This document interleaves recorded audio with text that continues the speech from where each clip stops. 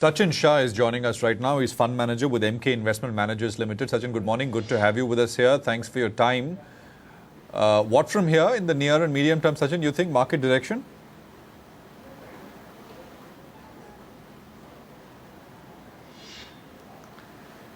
Frankly, I think we are in a very classic trading zone of the markets where I think the Nifty levels of between 72 to 7600 is where we will be, trading between in that range.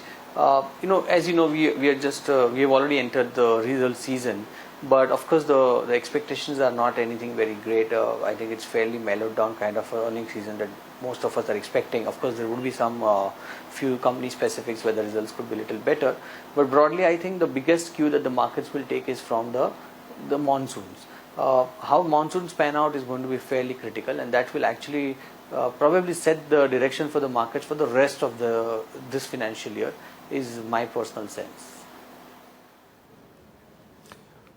Earnings will come, monsoon forecast will come, everything, all that will happen. But as a fund manager, what's your sense? I mean, this is it. Should we expect a meaningful move, or you think nothing is going to happen?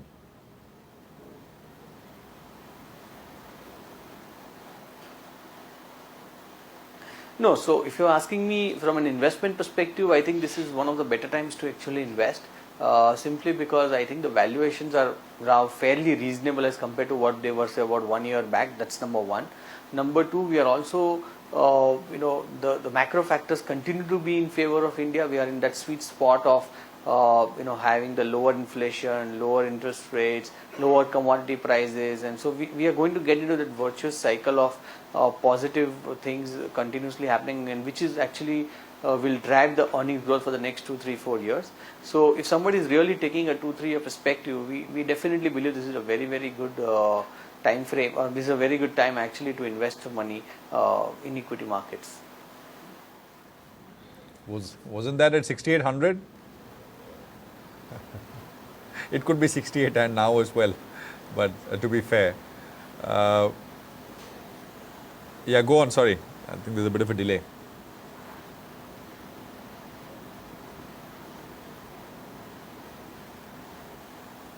No, sorry, I missed your question. So if you can come back. No, it was just a remark, not a question really, that maybe 1,000 points lower was that great opportunity, right?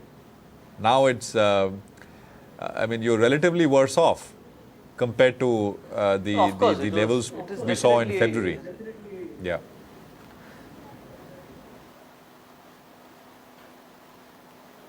Sure, but the point is that you will never be able to find the bottom. That's number one. Number two, you never want to put all your money at one single point in time, and that's what a disciplined investing is all about. That's number two. Number three, and which is the most important thing, the way I look at it, is that if you take a 2, 3, 4 year view, and if you're expecting a 20% compounded kind of a growth, which means in next 4 years you can probably double your money. So even if you lost the first 10%, it doesn't really matter, because you will still be making the 90% of the money. So I don't think and not only that, I mean, if you look at some of your value picks or some of the stock specific, there will be opportunities always, even after 6 months, even when the markets would be even little higher from here. So it's an evolving situation all the time. It's very dynamic. Yeah. Where exactly are you finding those opportunities in absolute sense? I mean, not benchmarking you to yourself to the index. For our viewers who don't have that compulsion, looking for absolute opportunities, where are you finding them?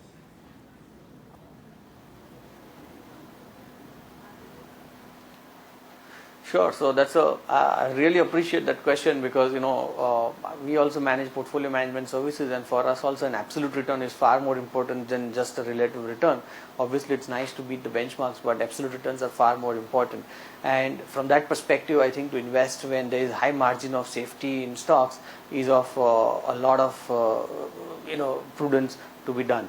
So our sense at this point in time in terms of sectors, private sector banking is one space where we think there is a decent opportunity to invest. Auto is another sector where I think there is an opportunity, because again the valuations over there are fairly reasonable. They are just in the range of 13, 14, 15 times for a lot of the large auto OEMs. You also have selectively some of the power utilities which are available again at very reasonable valuations, and they continue to deliver good earnings growth if you see the last 2-3 quarters, and I think in the next few quarters also they should be able to deliver good kind of earnings growth in the range of about 20 odd percent. Also selectively you will see some opportunities in say some of the spaces like where say the government's focus is on the defense side, government's focus is on the railways side, government's focus is on the water treatment side. So you will find some selective opportunities over there. So there will be some selective opportunities in some of the sectors, but largely I think private sector banking, auto and power are the three main sectors where we are focusing at this point in time. What's your view on Maruti specifically, Sachin? I mean, if you can talk about that in the light of, I mean, of course, the management has already brought down earnings expectations, volume expectations for financial year 17, much lower from where the street was expecting them to be. And second, the dollar yen, 110 now.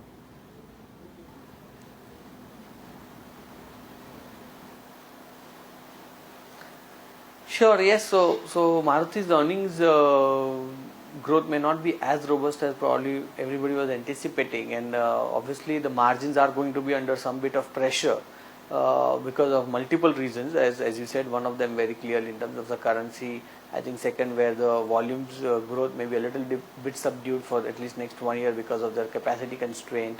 Also, they are making a lot of investments in their new launch, which is Nexa, and those kind of things. So I think the margins definitely will be under some bit of pressure. So from that perspective, maybe Maruti as a stock, may not do so great for the next at least 6 to 12 months. But if somebody is taking a 3 to 5 year view, I think it's an excellent franchise, having a market share of upwards of nearly 50% plus. And in a urban economy like ours, I think there is going to be a lot of demand for this kind of cars. So I think as a secular trend, Maruti will do well, but in the very near to medium term, it might underperform overall auto space.